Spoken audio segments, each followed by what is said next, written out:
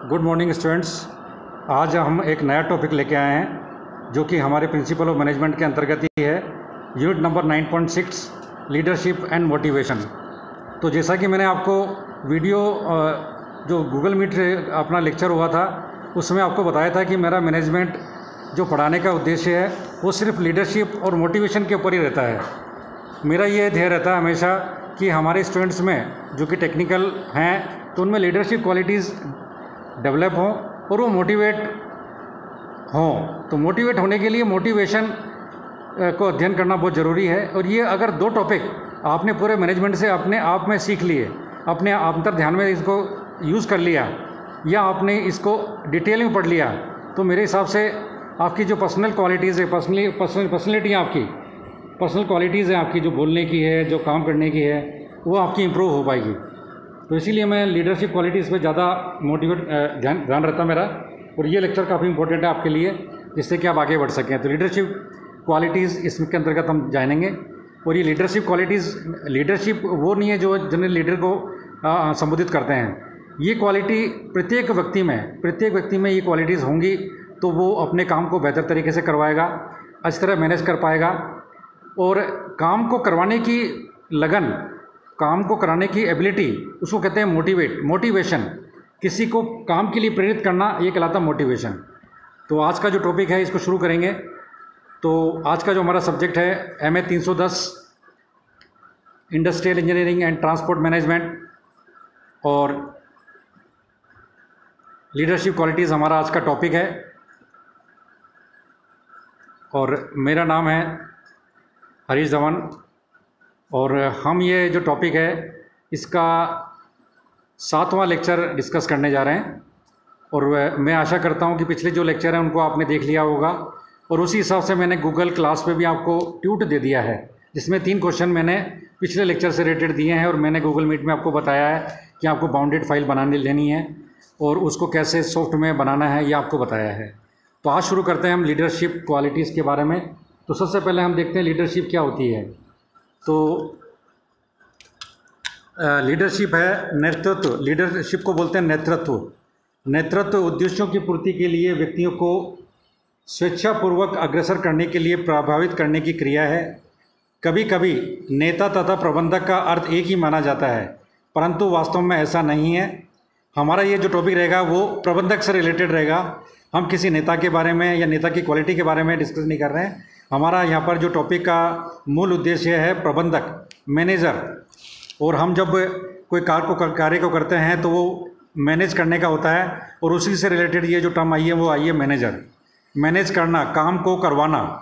अब ये काम किसी भी फील्ड में हो सकता है, किसी भी व्यक्ति द्वारा हो सकता है, कहीं भी हो सकता है, लेकिन हमारे को क्या मैनेज करना होता है।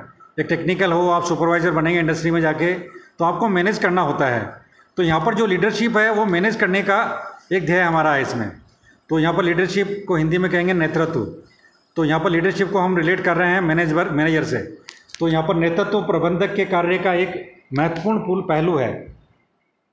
अर्थात नेतृत्व का आशय एक व्यक्ति के उस गुण से है जिसके माध्यम से वह अपने अधीनस्थों का मार्गदर्शन करता है तथा सामान्य उद्देश्यों को प्राप्त करने के लिए सहायता प्रदान करता है। तो यहाँ पर क्या है, नेतृत्व का आशय क्या है, व्यक्ति के गुण से है जिसके माध्यम से वे अपने अधीनस्थ मतलब अपने सबॉर्डिनेट्स को मार्गदर्शन मतलब सुपरवाइज करता है। आप भी जब फील्ड में जाएंगे तो आपके जो सबॉर्डिनेट्स होंगे वो ITI होल्डर हो सकते हैं, वो टेक्नीशियन हो सकते हैं, वो वर्कर हो सकते हैं, जिनको कि आपको मार्गदर्शन करना है, किसी पर्टिकुलर कार्य को कराना है। तो वो सामान्य उद्देश्य को प्राप्त करने के लिए आपको ये मार्गदर्शन करवाना है। और ये मार्गदर्शन करवाने के लिए आपको बहुत सारी एबिलिटी होना ज़रूरी है। इंटरनली आप में एबिलिटी होगी तो आप ये कार्य करवा पाएंगे, अदरवाइज़ आपको बहुत सारी दिक्कतें आएंगी। तो आज का टॉपिक हमारा इसलिए महत्वपूर्ण है कि आप ये लीडरशिप क्वालिटीज़ अपने आप में डेवलप करें, इंटरनली डेवलप करें, और ये काफ़ी ज़रूरी है। तो यहाँ पर लीडरशिप क्वालिटी की विशेषताएं मैं आपको बता रहा हूँ और ये विशेषताएं और महत्व क्या क्या हैं। नेतृत्व के लिए जब आप कहीं लीड करेंगे, किसी को सुपरवाइज़ करेंगे, तो आपके लिए इसकी क्वालिटी होना बहुत ज़रूरी है।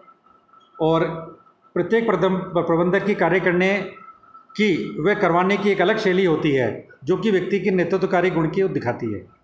नेतृत्व व्यवहार को प्रभावित करने की सतत प्रक्रिया है।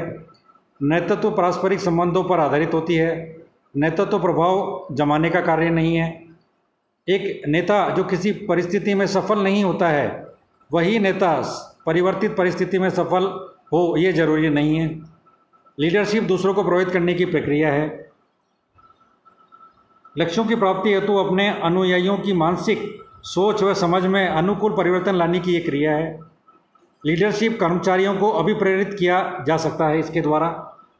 एक अच्छा नेता अपने अनुयायियों को सलाह व परामर्श देकर संगठन में अच्छे परिणाम प्राप्त करके उनमें विश्वास की भावना जागृत करता है। एक अच्छा नेता अपने मैत्रीपूर्ण व्यवहार तथा शिकायतों को शीघ्र समाधान प्रक्रिया द्वारा कर्मचारियों को स्वैच्छिक सहयोग प्राप्त करने में सफल हो जाता है। कर्मचारियों में विश्वास की भावना जागृत करें, उनका मनोबल निर्माण करे। एक कुशल मैनेजर व्यवसाय को सफलता की ओर अग्रसर करे। तो ये क्या एक हमारे ध्येय हैं, हमारे विशेषताएं हैं। एक लीडरशिप क्वालिटी में ये चीज़ें होनी चाहिए। लेकिन एक मैनेजर के लिए, एक लीडर के लिए क्या क्या गुण होने चाहिए, ये बहुत इंपॉर्टेंट है हमारे लिए। तो ये जो गुण है मैंने एक पॉइंट के आधार पर इसमें ले लिए हैं। जैसे कि एक लीडर या एक मैनेजर को ऑनेस्ट होना चाहिए, ईमानदार होना चाहिए। अगर वो ऑनेस्टी से कोई कार्य करता है, ऑनेस्टी से मटेरियलिकली करे या इकोनॉमिकली करे, ईमानदार होना बहुत ज़रूरी होता है एक व्यक्ति के लिए। अगर वो ईमानदार है, ऑनेस्ट है, तो उसकी साख, उसकी वैल्यू उसी हिसाब से लोगों को रिफ्लेक्ट करती है। विश्वसनीय होना चाहिए व्यक्ति। विकसित मानसिक क्षमता होनी चाहिए उसमें, अर्थात निर्णय लेने की क्षमता होनी चाहिए। और ये भी काफ़ी इंपॉर्टेंट पॉइंट आया, डिसीजन मेकिंग प्रत्येक व्यक्ति में लेने की क्षमता होनी चाहिए। अगर वो इसमें निपुण है तो वो अपने डिसीजन को त्वरित गति से लेगा, जल्दी लेगा। और जितना जल्दी डिसीजन लेगा उतना ही उसको हो सकता है काफ़ी ज़्यादा इकोनॉमिकली फ़ायदा हो। जल्दी डिसीजन लेने से उसका जो वर्क होल्ड हुआ है, अगर इंडस्ट्री की बात करें, कोई मशीन ख़राब हो गई है और आपने निर्णय लेने में अगर लेट कर दिया कि इसकी क्या प्रॉब्लम है, इसमें क्या डायग्नोसिस होना है, और अगर कोई डायग्नोसिस प्रॉब्लम हो गई है, ये पता पड़ गया उसका, तो उसमें कौन सा पार्ट रिप्लेस होना है, उस पार्ट को जल्द से जल्द मंगवाना जिससे कि हमारा प्रोडक्शन चालू हो सके। तो यहाँ पर एक टेक्निकल पर्सन के लिए निर्णय लेने की क्षमता में, इंडस्ट्री में काम करने की क्षमता, और काम करने के पश्चात जो ब्रेकडाउन आते हैं उसको ठीक करने के लिए, वापस कंटिन्यूस करने के लिए जो डिसीजन लेने पड़ते हैं, वो क्षमता आप में होनी चाहिए। और ये काफ़ी इंपॉर्टेंट है, निर्णय लेने की क्षमता। ये डिसीजन मेकिंग काफ़ी लंबा टॉपिक है मैनेजमेंट में, लेकिन Henry Fayol, Elton Mayo, F.W. Taylor ने डिसीजन मेकिंग के ऊपर काफ़ी कुछ आर्टिकल लिखे हैं। अगर आप इसमें डिटेल्स में जाना चाहेंगे तो इसके लिए जितना जानकारी लेना चाहेगा वो भी कम पड़ जाएगी। लेकिन यहाँ इस लेक्चर के उद्देश्य मैं आप में यह चाहता हूँ कि आप डिसीजन जल्द से जल्द लेने की एक प्रवृत्ति आप में डेवलप हो। इस लेक्चर के माध्यम से आप अच्छे डिसीजन मेकर बने, जिससे कि आप अपने लाइफ के डिसीजन, आपकी जॉब के डिसीजन, आपको जॉब में कार्य करने के डिसीजन जल्द से जल्द ले पाएँ। तो ये काफ़ी इम्पोर्टेंट बिंदु है एक लीडरशिप क्वालिटीज़ या एक मैनेजर में। डिसीजन मेकिंग की जो प्रवृत्ति है वो होनी चाहिए। मृदुभाषी होना चाहिए। आप जब किसी से काम करने के लिए प्रेरित होते हैं या किसी से काम करवाते हैं तो आपका मृदुभाषा होना बहुत ज़रूरी है। आपकी लैंग्वेज अच्छी होनी चाहिए जिससे किसी व्यक्ति को काम करने की ऊर्जा मिले, प्रेरणा मिले। तो आपका मृदुभाषी होना, ये जनरल शब्द है, लेकिन इसको आप जब डीप में सोचेंगे तो ये काफ़ी इंपॉर्टेंट शब्द भी है एक लीडर के लिए। शील स्वभाव मतलब आपका नेचर भी अच्छा होना चाहिए। किसी की प्रॉब्लम को फील करना और फील करने के पश्चात उसके बारे में डिसीजन लेना। किसी व्यक्ति को अगर प्रॉब्लम है और उससे आप टिपिकल काम करवाएंगे तो हो सकता है कि वो इंटरेस्ट से काम नहीं करे। इसलिए आपका ध्येय होना चाहिए कि अगर किसी की प्रॉब्लम है तो उसको फ्री किया जाए, उसकी जगह दूसरे व्यक्ति को लगा जाए। और ये तभी आएगा जब आप शील स्वभाव के होंगे और मृदुभाषी भी होंगे और आप डिसीजन मेकर भी होंगे, तो आप अच्छा डिसीजन ले पाएंगे और अच्छा वर्क करा पाएंगे। धैर्यवान होना चाहिए, पेशेंट होना चाहिए आपको। पेशेंस, जब कोई काम करते हैं तो उसके लिए टाइम, स्वाभाविक एक टाइम भी लगेगा। कितना टाइम लगेगा एक अच्छे मैनेजर को पता होता है कि एक व्यक्ति इस काम को कितने समय में कर देगा, जो कि हम वर्क स्टडी में, इंडस्ट्रियल इंजीनियरिंग में आपको बताएंगे। Work study, work measurement, method study, इसके अंतर्गत आपको बताएंगे कि कोई प्रोसेस है उसको काम करने में कितना होता है। उसके लिए डिटेल में वो चैप्टर है, तो उसमें आपको पता पड़ेगा कि एक कार्य को करने के लिए कितना टाइम चाहिए और अलग अलग प्रोसेस के लिए अलग अलग टाइम हो सकता है। तो धैर्यवान आपको होना बहुत ज़रूरी है और ये एक व्यक्ति की इंपॉर्टेंट प्रॉपर्टी भी है। इस तरह सहनशील इंपॉर्टेंट प्रॉपर्टी है। कुशलता, स्किल होना चाहिए आपको। अगर आप स्किल हैं, आप निपुण हैं तो स्किल के आधार पर आप बहुत जल्दी डिसीजन ले पाएंगे। तो हमें अपने कार्य में स्किल होना चाहिए। हमें जिस उद्देश्य से हमारी जॉब कर रहे हैं हम उसको पूरा आप अध्ययन करें, हमारी जॉब के बारे में हमें पूरा ध्यान होना चाहिए। किसी पर्टिकुलर फील्ड में काम कर रहे हैं तो उस फील्ड का डेप्थ तक आपका जो है स्टडी होना चाहिए, तो आप अच्छी तरह से काम कर पाएंगे। सतर्कता, एक्टिव, सतर्क होना बहुत ज़रूरी है। एक अच्छे लीडर को, एक अच्छे मैनेजर को सतर्क होना चाहिए। जितना सतर्क आप रहेंगे उतना ही आप फ्यूचर प्रोसेस के बारे में जानेंगे, उतना ही आप ये जानेंगे कि हमारा प्रोडक्शन स्लो चल रहा है, तेज़ चल रहा है, तो उसको कैसे आप फीडबैक के थ्रू या आप कैसे कंट्रोल करेंगे, उसको कंट्रोल मेकिंग कैसे करेंगे प्रोडक्शन को। तो ये सतर्कता जो क्षमता है आपकी, जो क्वालिटी है, उसी से आएगा। निर्देशन योग्यता, जब कोई काम आपको अलर्ट होगा एज ए मैनेजर, तो आपको ये काम अपने सबॉर्डिनेट को कैसे करवाना है, कैसे आप उसको डिलीवर करेंगे, कैसे उस काम को सबॉर्डिनेट तक पहुंचाएंगे, ये आपकी निर्देशन योग्यता पर निर्भर करता है। या मार्गदर्शन करने की क्षमता आप में होनी चाहिए। अगर ये नहीं हुई तो आपको फील्ड में काफ़ी दिक्कत आने वाली है। तो ये इंटरनल डेवलपमेंट की चीज़ें हैं जिनको आपको पॉइंट्स वाइज अपने आप में इम्प्रूव करने की कोशिश करनी चाहिए। निष्पक्षता, ये भी काफ़ी इंपॉर्टेंट पॉइंट है।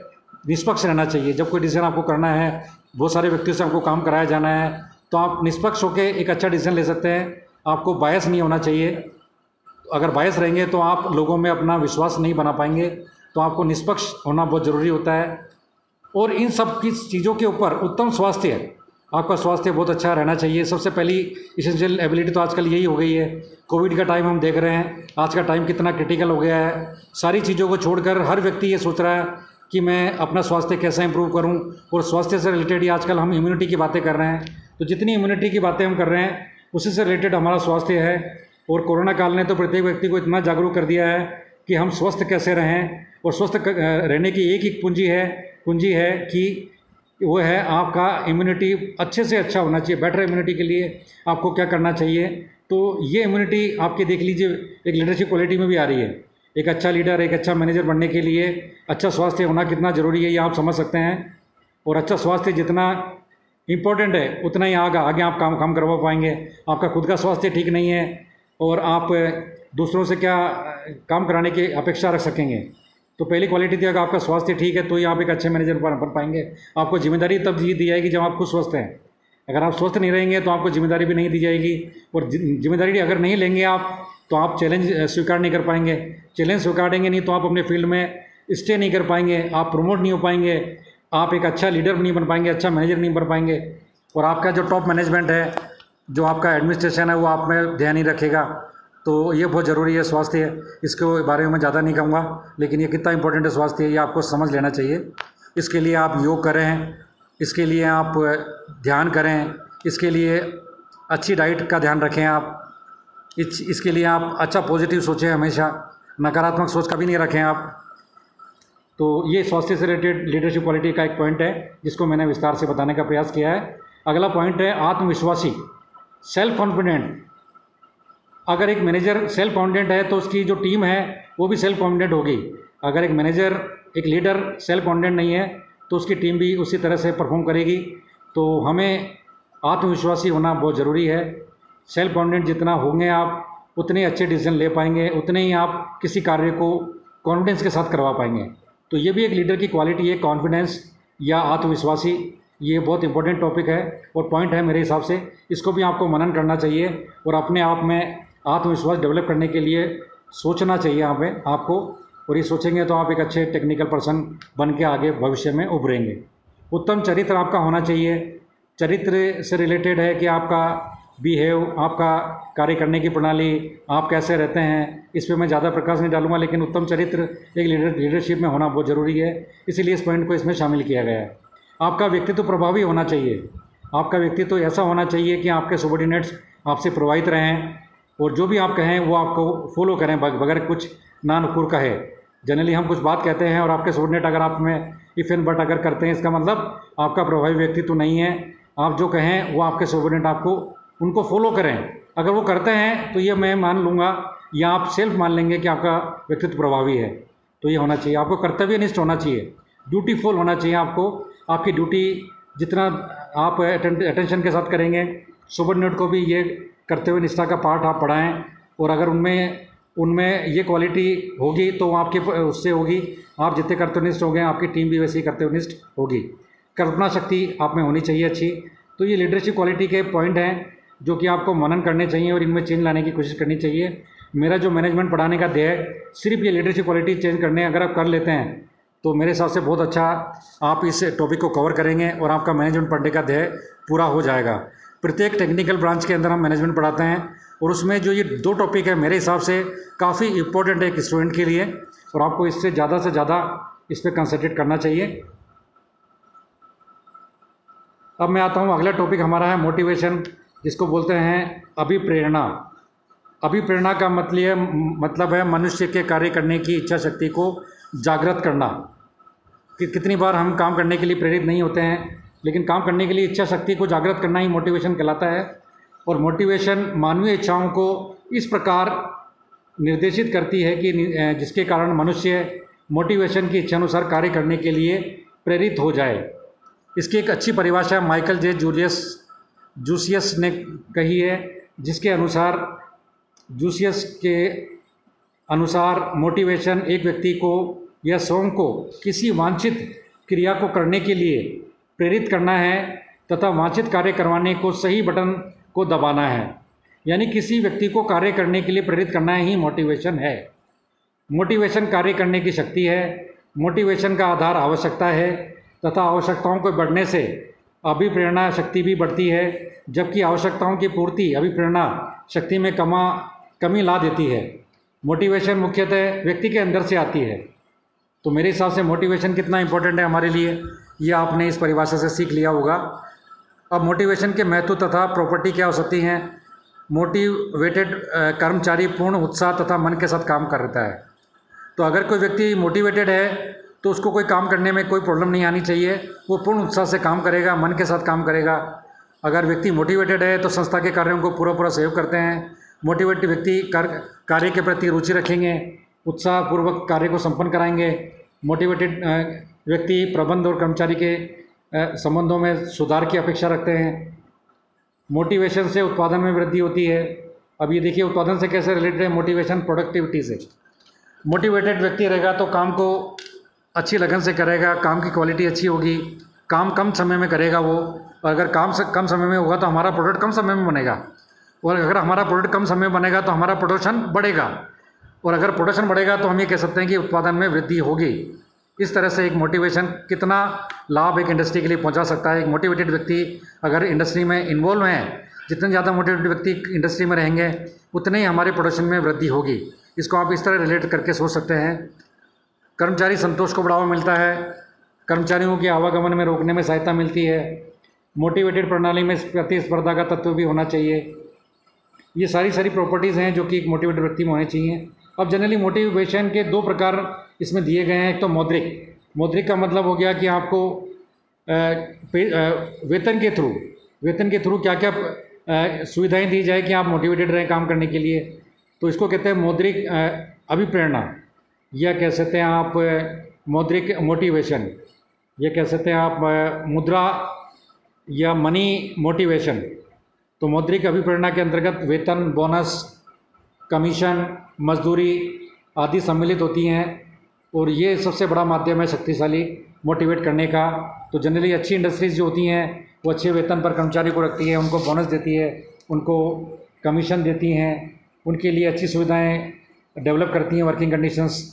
तो हम इससे भी मोटिवेट होते हैं। मौद्रिक अभिप्रेरणा हमारे लिए बहुत ज़रूरी है। और एक होती है अमौद्रिक। तो अमौद्रिक में क्या आती हैं, स्वास्थ्य योजना को आयोजन करना, अपने के रहने के लिए सुविधाएं करना, आपकी जॉब की सुरक्षा करना, व्यक्तियों में आपसी सहयोग करना, उत्तरदायित्व को सौंप कर भी मोटिवेशन दिया जा सकता है। आपका प्रमोशन देकर आपको अमौद्रिक अभिप्रेरणा, आपको सर्टिफिकेट देके आपको मोटिवेट किया जा सकता है। तो इस प्रकार का मोटिवेशन जनरली इंडस्ट्रियों द्वारा फॉलो किया जाता है।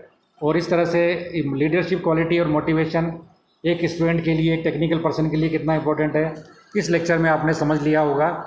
और अगर आप इसमें से जितना आप अपने इंटरनली डेवलप कर पाएंगे उतना ही मेरे इस लेक्चर का ध्येय पूरा होगा। और मैं आशा करता हूँ कि इस लेक्चर को आप सीरियसली अध्ययन करेंगे और इसको अपने अंतर ध्यान में लाने की कोशिश करेंगे, इंटरनल डेवलपमेंट आप में लाने की कोशिश करेंगे। तो इसी के साथ मैं ये लेक्चर फिनिश करता हूँ। Thank you.